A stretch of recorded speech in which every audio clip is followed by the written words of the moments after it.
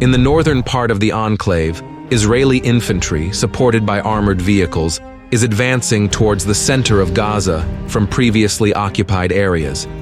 Numerous Air Force strikes on dense buildings lead to an increase in losses among the local population. On the southern flank, IDF is regrouping forces to resume hostilities. After the mopping of al-Judaidah, the Israelis can strengthen the onslaught on the city center or redeploy the part of their forces to the Gaza Valley. In the central part of the enclave, the number of IAF strikes on settlements and their surroundings has sharply increased.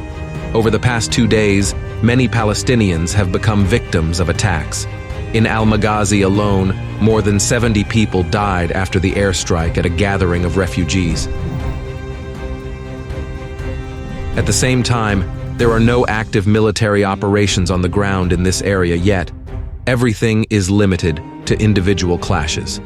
Nevertheless, the increase in the intensity of airstrikes indicates the imminent activation of the IDF in the area.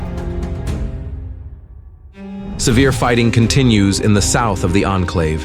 The eastern part of Khan Yunis, which lies in ruins, actually came under the control of the Israelis.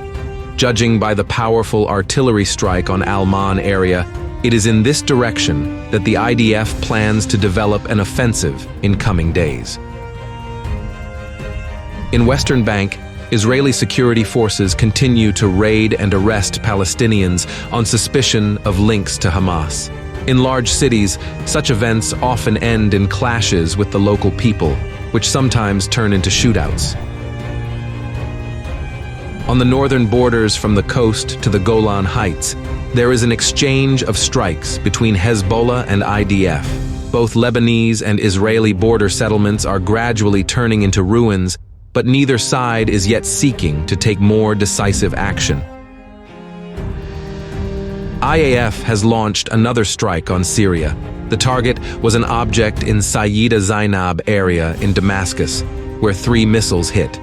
During the raid, Reza Mousavi, one of the senior IRGC officers in the country and the former deputy of prominent Iranian military commander Qasem Soleimani, was killed.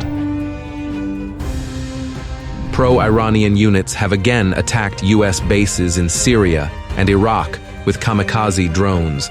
Against the background of the news about the death of a high-ranking IRGC officer in Damascus, the number of attacks may increase many times in the near future.